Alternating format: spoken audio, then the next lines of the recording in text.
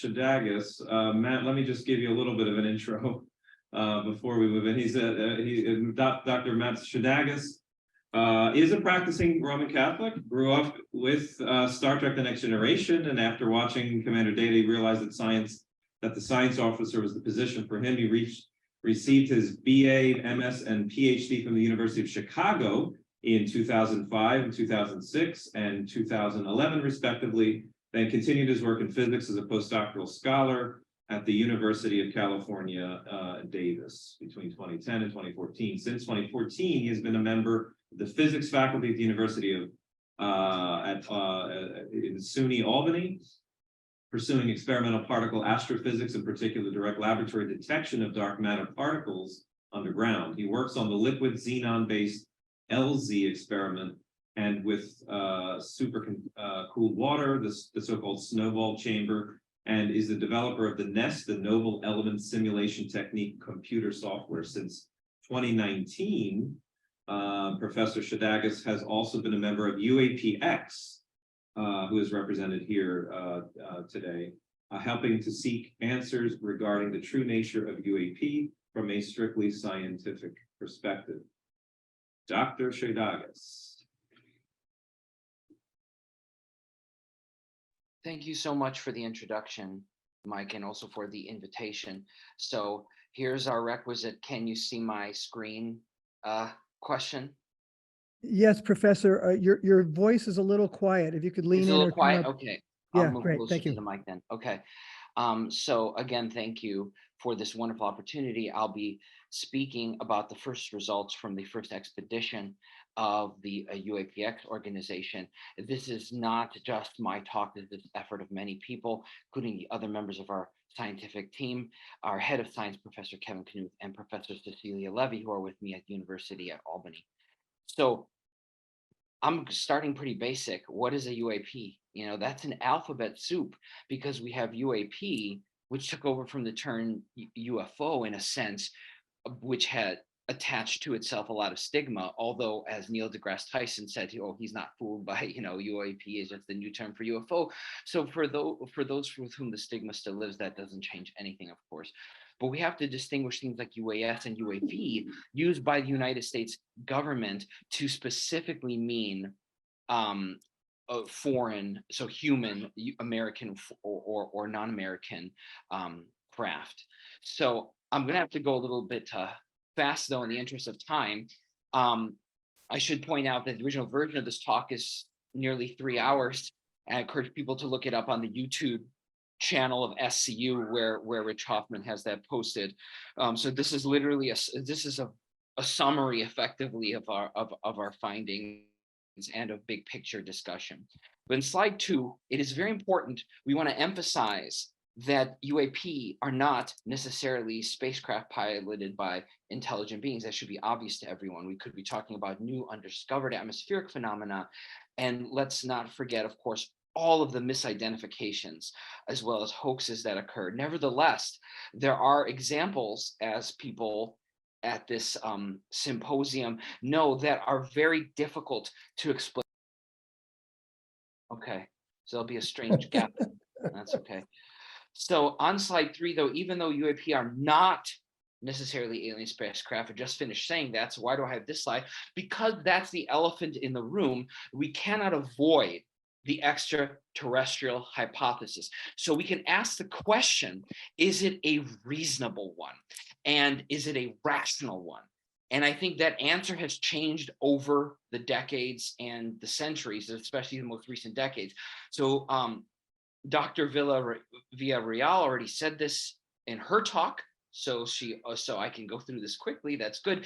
Is the exoplanet revolution has really, I think, changed the conversation, because it suggests there could be billions, if not trillions, of habitable planets in our galaxy alone. And that's only human habitable, not counting, as Spock would say, life not as we know it, not counting exomoons and other bodies. So we always talk about Carl Sagan's famous quote, extraordinary claims require extraordinary evidence, but I like to turn that around and say that actually the claim we are alone is now the extraordinary one, because all the evidence points the opposite direction. And we don't have time to get into things like, in this brief time that I have here with you, about, well, ET may exist, but they're out there, they can't get here. We don't have time to get into the very common misconceptions, such as alleged needs for warp drive, things like that, which misunderstand relativistic time dilation. We don't have time to get into that, but you don't need warp drive, you don't need fancy things. But so this is a rational hypothesis in both ways, not only the existence of ET, but their ability to travel through interstellar space. So this is one, but the discovery of all these exoplanets is one of the reasons I always get angry that we still spend time arguing about Pluto being a planet or not. Who cares? There are 5,000 to 9,000 planets that we know of, nearly 4,000 systems of multiple planets. And we don't teach this in school. We still teach memorizing Mercury, Venus, Earth. Who cares? Who cares? I mean, I know I'm hyperbolizing. Of course, we care about our own system. It's our backyard. But at the same time, I wish we taught everyone, including at the elementary and middle school level, the facts of the discoveries of exoplanets. Now, another reason why the ET hypothesis is reasonable, let's go one step further, and that is that the speeds and accelerations that have been calculated from some of the most famous and most credible UAP encounters are not only consistent with spacecraft, they're consistent with good spacecraft. And so here is a paper by my colleague, Professor Kevin Knuth, with several of our SCU colleagues, Robert Powell, who is here. I saw him as a discussant earlier, and Peter Reali. And so this is a paper in a high impact, peer-reviewed scientific journal. You can count before Galileo project came along, which is outstanding. Before GP came along, you could count on the fingers of one hand the number of UAP papers in real scientific journals that have impact factors that are indexed and things like that. So this is not to be underestimated in its importance. But now focusing more on who UAPx is, that set the stage. What's the big picture? We want to be agnostic, but at the same time, we don't ignore the ET hypothesis as a reasonable one. So who is UAPx? What is our organization? So it was founded by naval veterans Kevin Day and Gary Voorhees, who were involved in the 2004 Nimitz encounter. They're not pilots, but they were on the ship. They are not scientists, but they seek explanations for what they witnessed, so they recruited scientists. And we, the scientific team on UAPx, have been consistently impressed by how skeptical, how scientific acting our non-scientist colleagues have been on UAPx. So here's the team. We have Gary Voorhees, and we have some faces that are not pictured here, but who are on the call. We have Ben Kugelski, whose face is not up here yet. Got to fix that. So this is definitely not what your grandparents' scientific collaboration. I'm a member of ones like that, like Mike mentioned, the LZ Dark Matter collaboration. This is a collaboration that does still mix non-scientists, but it includes people who are open to all possibilities, including the mundane and prosaic explanations for things that seem initially to be anomalous. So UAPx is a 501c3 federal nonprofit organization, just like SCU and Limina, I believe, as well. And our goal is specifically deploying of instrumentation. So the times they're definitely changing. That makes this easier in academia and education. We had a wonderful talk by Professor Hakan Kayal from the Julius Maximilians University of Würzburg in Germany, which is one of the first, if not the first, in the world in terms of an academic department, a department of physics and astronomy in this case, that has UAP studies right there on their website, and it's connected with SETI. Here is the screen cap from the website I got from Professor Koya, UAP and SETI. And there you go. And you see one of their camera systems and you see the roof. In the media, the UAP are covered by more and more news outlets on an increasingly regular basis, with less laughter and derision than it used to be. And part of the problem with where did that laughter and derision come from is a fundamental circularity that me and my colleagues Kevin and Cecilia and others in UAPx have recognized, which is, I don't think that it's been stated explicitly at the symposium yet, But the way I like to phrase it is, you're not allowed to study UAP. Why? Because they're nonsense. Why are they nonsense? Because you're not allowed to study them. So there's no data. So people, I think, fail to realize the paradoxical nature of that there's no data because you're not allowed to get the data. You are not allowed to publish in a serious scientific journal. Even if the events you try to publish all end up being debunked by, and you say, oh, this was a plane, this was that. If you even mention the word UAP, that's going to be an uphill battle to get published in a scientific journal. That's one of the things Mike and Limina are working against.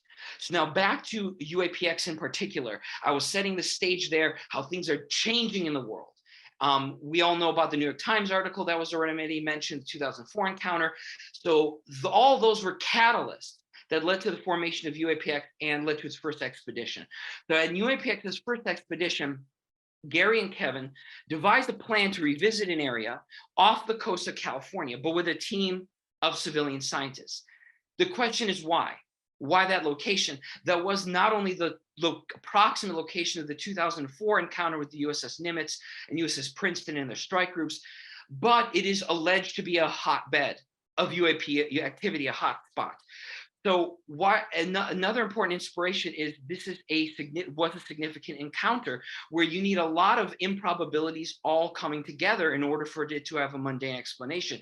The pilots didn't know what they were talking about. At the same time, the infrared cameras didn't work right and the radar didn't work right and had a software glitch.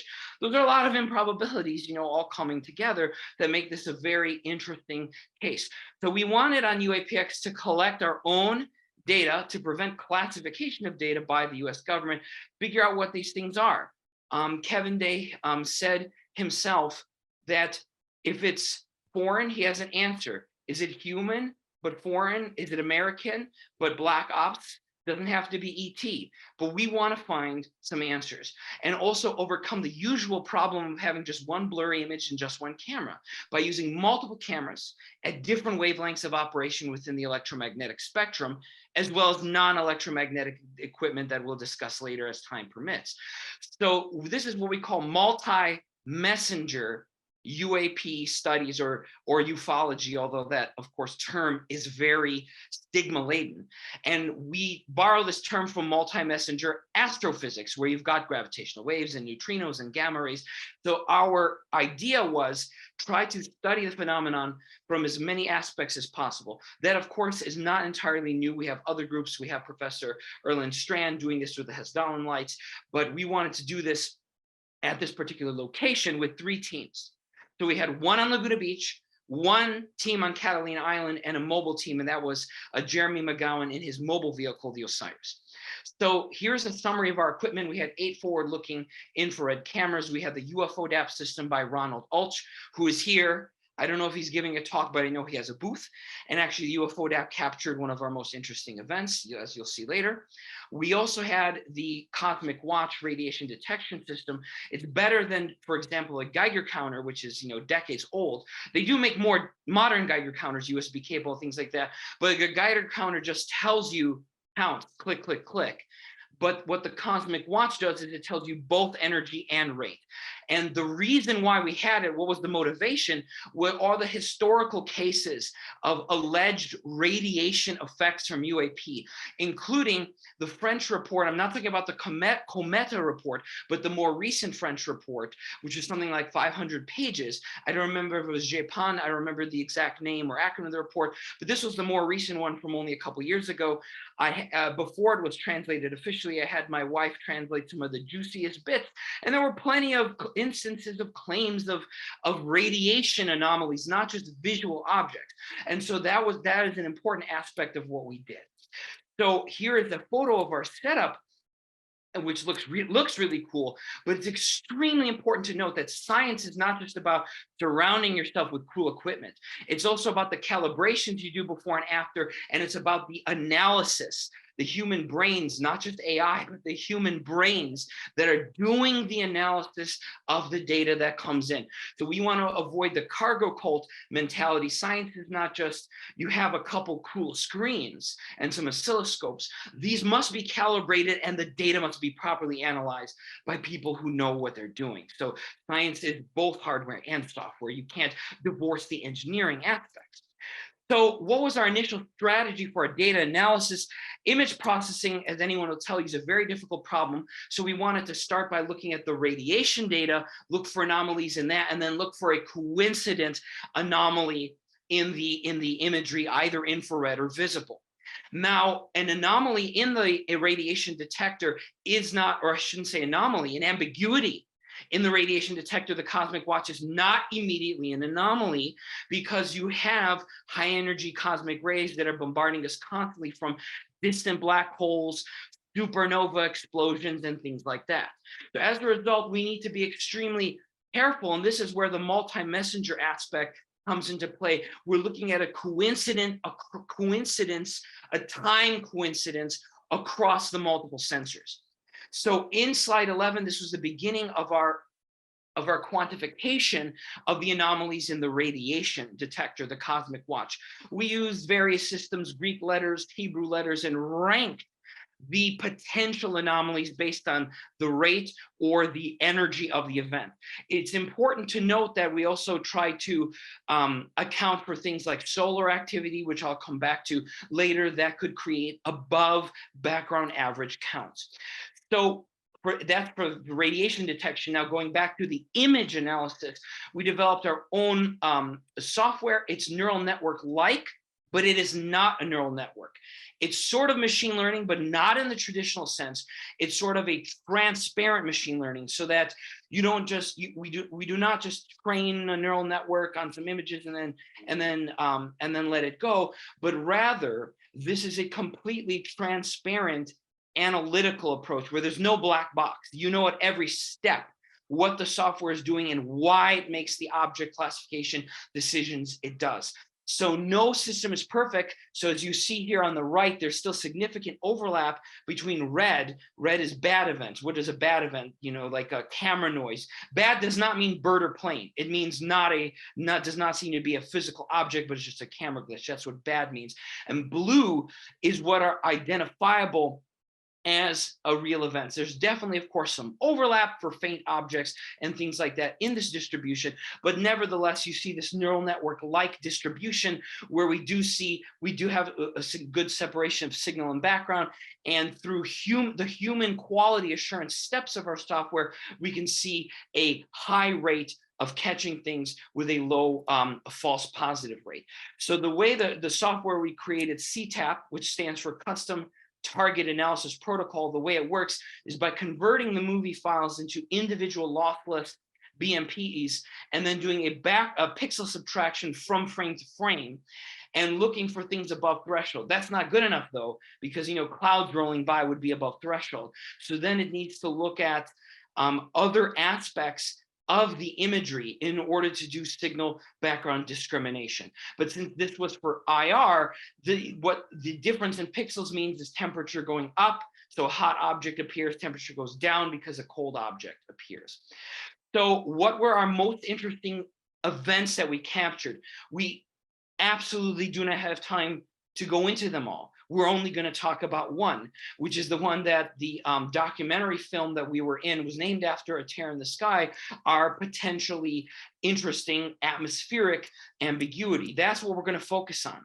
But we cannot neglect the fact, this is so important for us to mention, and this goes back to our scientific outlook. We managed to stealth debunk and explain several things that we initially thought were anomalous.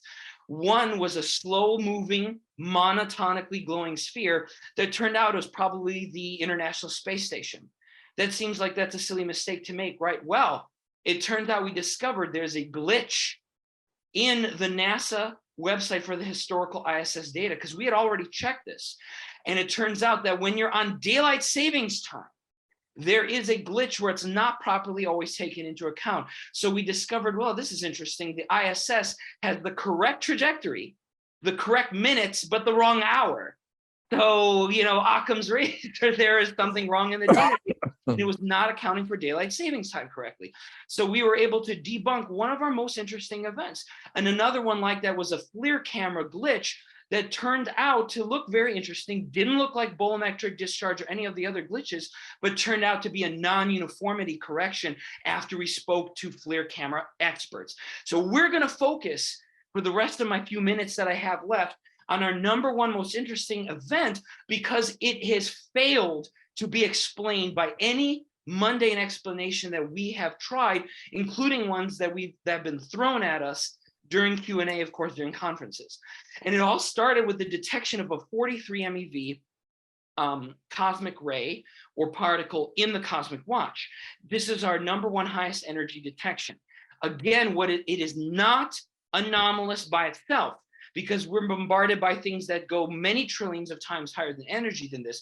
What makes this event unusual is the statistical significance of this happening close in time to videos in the UFODAP camera system, which I don't have time to all go over, so I'm only going to show you some stills of them, as well as one of the most anomalous videos. So we found this strange dark spot in the camera, which by itself could be a camera glitch. It doesn't have to be a physical hole in the sky, but if we interpret this image as a hole, a physical hole in the clouds, we try to look at several conventional explanations for what this is. And again, this, our number one most interesting event, was caught by the UFODAP camera system. So this is not FLIR, this is not infrared, this is visible light. It's a bit like the near IR, since this is night vision mode. This was 4 a.m. And what we find is this strange dark spot. But what makes it interesting is in the video of it, the abnormal speed with which this spot seems to vanish, seems to be faster than should be possible physically with clouds, accounting for possibilities like fall streak clouds and supercooled water crystallizing. It was not cold enough at that time for that to happen. So we can, if we interpret this as a physical hole in the cloud layer, we can estimate its size and its position and look for corroborative data, which we did using Doppler weather radar data from NOAA. And this is where we really started to get excited that this is really potentially our really most interesting event, because there is evidence, it seems, in the Doppler weather radar data of high winds and potentially reflectivity returns from metallic clutter that doesn't appear at 3 a.m., 3:01, 3:10, 3:30 a.m., but there it is at 4 a.m. on July 16th. We are talking to meteorologists to make sure, is this abnormal? How abnormal is it? What is the percentage chance of this just being background noise in the Doppler weather radar data? So we are currently in talks with meteorologists to determine that, but as of right now, this looks very, very strange. We don't, unfortunately, have any FLIR corroboration of this anomaly. So we have the radar data, we have our own visible data from the UFODAP, we have the cosmic watch, but most unfortunately, we just have a video from one camera, one angle, what we were desperately trying to avoid.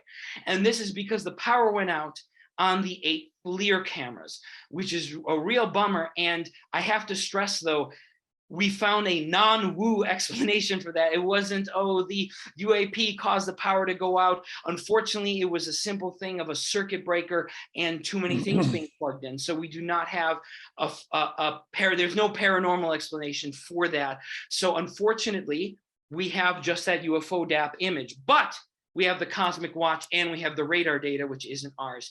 So here again is a closer a picture of that. And here again is the diagram of the hole. And here now on this slide, I'm actually going to play for you a video, but it's only one of 5 videos we have.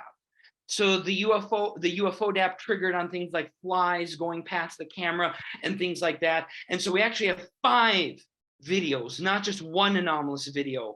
And so the two most important of the 5 videos are one you've seen a still from already, is just a hole with nothing in it, but then some interesting dots appear in the hole.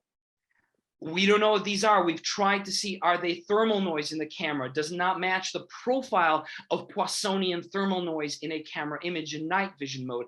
It doesn't, we've tried to determine, is it reflections of lights from the local city, from Laguna Beach, from Los Angeles, that wouldn't explain why only in that hole. So in this video, which I'll play again, and it's slowed down by, I believe, an order of magnitude, so it's only a fraction of a second, you see a collection of dots, the dark spot lightens, and the collection of dots stays. And in the last few frames, a new dot appears at the same time as a black spot appears in the upper right of the image as well. So we have tried to explain this as a spot of water on the camera lens. A fly landed on the camera lens and took off. And no prosaic explanation, which we have encountered thus far, can explain the radiation, the radar data, and this image. So if you take apart those things, I'm sure you can find a weak link in one, but that's exactly how debunking has happened for decades, is you pull on the one aspect of a case, but you ignore the corroborative inconvenient corroborative evidence from other sensors that can't be hallucinating because they're not humans, they are sensors. So I know that I'm running out of time, but I started 5 minutes late, so I hope I can have 5 more minutes. So if we zoom in on the points in the hole, we've already quantified their variation, and it doesn't match the same profile as Poissonian thermal noise. The dots in the hole appear to be non-Poissonian in nature. They do not match other examples of dots that superficially look the same from thermal noise in this same camera system. They do not have the same point spread function. They do not have the same variation, nor do they match the profile of radiation impacting. This is a CCD camera. They do not match that profile, but we are going to conduct more tests of that with more dark box tests of the same camera system, as well as exposing it to different sources of radiation, which I should point out, even if it turns out that these dots can be explained by radiation, that wouldn't explain why this part of the camera, CCDs don't focus radiation. It should be a spray throughout the entire image. And then again, it would be anomalous to have this radiation coincidence. So we did Professor Knut did a false color correlation map, also the intensity of the pixel behavior, to see, could this just be the camera just resetting overall when the hole lightens? And no, that's not the case. The false color correlation map of the pixel intensity seems to indicate this is actually something happening in just a localized area of the CCD. When we tried to get satellite images and Navy deck logs of this day and time and this latitude and longitude, all the FOIA requests were denied. Now, I'm not a conspiracy theorist. None of the people are in UAPx. This does not prove it was an alien spacecraft. Absolutely not. This could be some, Black Ops American crafts. This in no way, shape, or form proves that, oh yeah, we caught, an ET spacecraft. What this does is this is evidence that we did find something interesting. Interesting, though, and ET are not synonymous, of course. So we couldn't even find public data from that longitude, day and time. It's all magically missing, or, oh, we don't have that data, or it's classified. And we were inspired, actually, by, Dr. Felipe Aleres, who spoke earlier, and Professor Kevin Knuth have had this idea for years, that when you have a UFO or UAP on the ground, why not look at the satellite data? Is there an object that you can see from the other side? Because that's a great way of determining whether an event is real or imagined. So this is an excellent technique. We try to apply it here, and we have been completely blocked and completely stymied from getting any satellite imagery of this day and time over where we estimate trigonometrically where this dark spot was in the sky, if it's really in the sky, of course, and not a camera glitch. We are 99% sure it's not a camera glitch, but not 100%. Not 100%, because there is no 100%. So I know I'm running out of time. I was going to show you some of our great control data. We have new FLIR cameras. We have a same UFO DAP that you just saw, but we also have a new FLIR camera system that now airplanes are no longer going to be blobs, which look too much like in the Tic Tac, but you can actually see physical wings.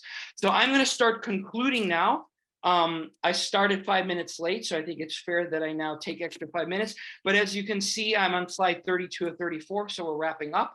Some very important lessons learned from our first proof of principles expedition is that we need to be better with time synchronization across the different sensors, and also more careful moving about within Hollywood, because we had issues with it was needed to pay the bills because there's no government funding for UAP, and even philanthropic funding is hard to come by. So we made a movie, but there was a big downside of that. And that is that we had to move things around, film scenes and things like that. In the future, we have more equipment and better equipment that we want to deploy, and we're inspired by other existing groups. For example, Professor Erland Strand and what he's been doing with the Hess-Dahlen lights. And our most important objective, though, is to have skeptical but open-minded peer reviewers of papers that we want to submit. So, in conclusion, so with that, I'm hoping we still have 10 minutes of some good Q&A. I'm not standing here to tell you that UAPx has found any sort of definitive proof of an alien craft. We have our one interesting anomaly, this dark spot in the camera, most interesting one. Nevertheless, we've already, on multiple occasions, we have self-debunked things that appeared to be anomalous initially. ISS was a good example, the FLIR non-uniformity correction. And just like Professor Avi Loeb likes to say, we stress that it's so important to never lose your childlike curiosity and sense of wonder about the world. Even if it turns out there was nothing to see and there are no advanced craft, maybe we can inspire individuals, scientists and engineers to actually make breakthrough propulsion possible, wormholes, warp drives, things like that. So we're not claiming we found evidence of that yet here. But even if we don't, but we try to, and we don't ultimately succeed in doing so, we may inspire the next generation of scientists the same way I was inspired by fiction, by science fiction, by Star Trek Next Generation. What we're doing here, though, is not fiction, is we're trying to take real data to get an imperial basis for looking at things. So with that, I will conclude, and I'll be very happy to answer any questions. Thanks, Professor Szydagis. I'll turn it right over to you, Silvano, Dr. Colombano, for moderation and perhaps a comment. Yeah. Before you do that, can you remove the presentation from the screen? That way, there you go. Thank you. No problem. Okay, first of all, thank you so much, Matthew. This is an amazing presentation and amazing work, of course.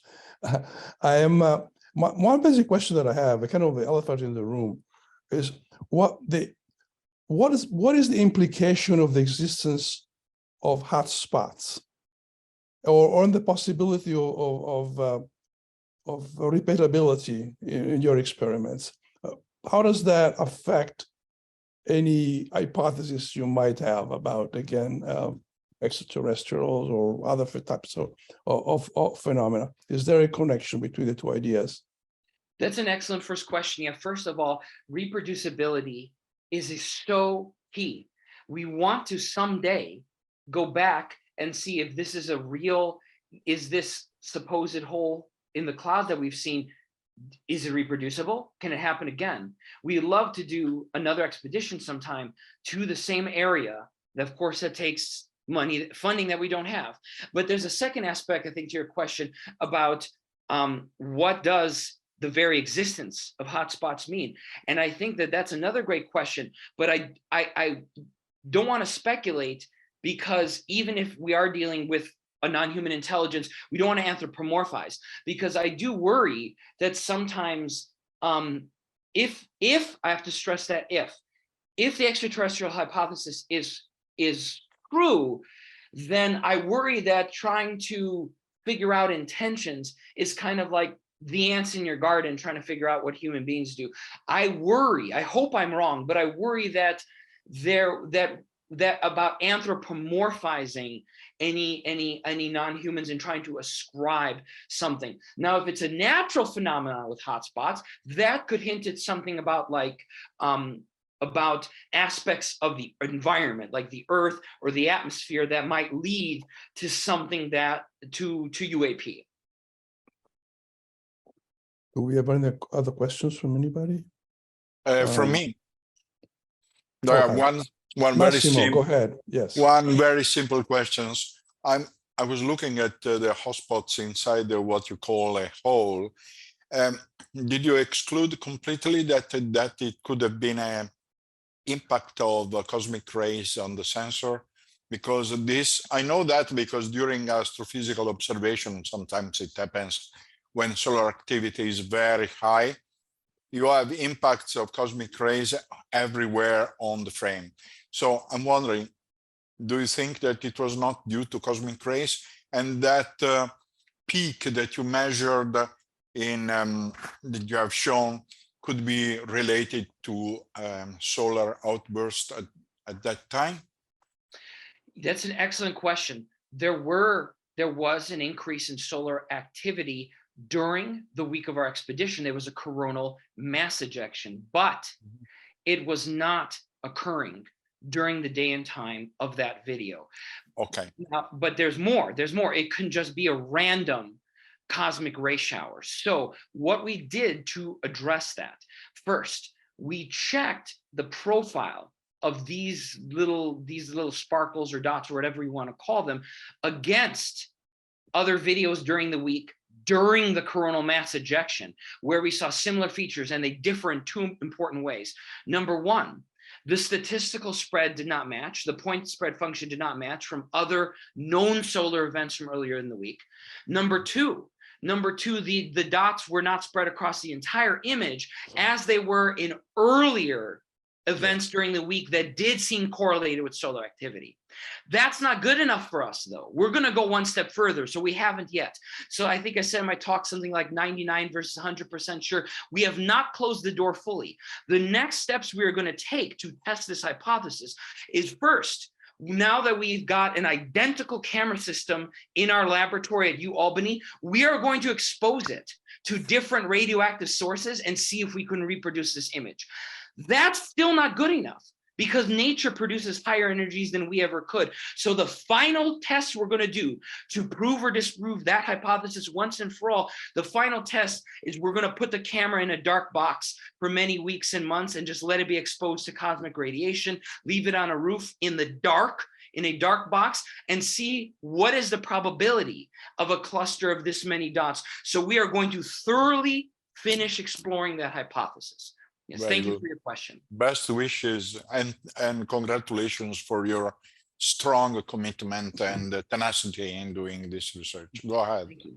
Okay, we have a question from Jacob Haag, Bisra. Yes, so thank you for this talk, and congratulations on your results from your team. I mean, this is very exciting. So just a very quick comment and question. I'm actually really interested in your negative results that you mentioned briefly, where you noticed the error in the timestamp for the International Space Station. Yes. I mean, this is progress to me, because a negative result is how you make progress until, of course, you find something. And maybe there's some small percentage of cases that the DoD looked at that were SS2, and you guys were just the ones who actually put 2 and 2 together and figured it out. So, I'm just curious, what are some other sorts of, it's not really ancillary science, it's really like concrete negative results that move the field forward. What else do you, and will you be publishing things like that in your papers? Because I think that is what we have that's useful and concrete until, there's also an anomaly.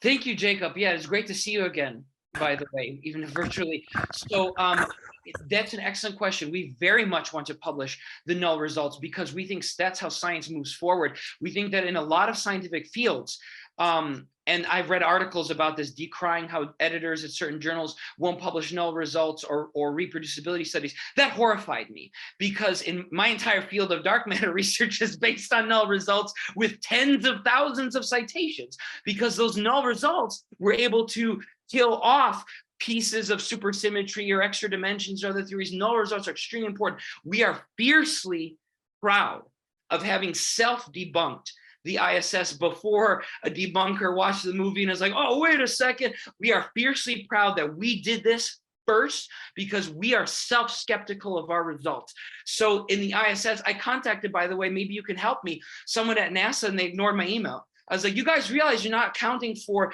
GMT versus UT, which can be an hour off, versus daylight savings, because come on, what are the odds it's not the ISS? The minutes match, the trajectory matches, the position in the sky matches, but the hour is 10 p.m. instead of 9 p.m. I'm like, I'm pretty sure that NASA's historical tracker is wrong. And we are so proud of this. We put this on our website. We did not hide this. There was no shame that, oh, one of the UFOs was something. We put it on our website. So yeah, but I'm not sure if I've answered your question. Actually, I did, I think, right? We will be publishing null results because we think that moves the field forward just as much as our positive result, potential positive result with a whole. Yeah, thank you very much. So that's great. I have another quick question. I'm not seeing anybody else with hands up. Oh yeah, there's one. Well, Wes has a Wes Walters. Yeah, so thank you very much, Matthew. And what the point that was just made, I think, is important for Mike and his colleagues on Limina to keep in mind. We should be able to publish negative results in Limina. I look forward to being able to do that.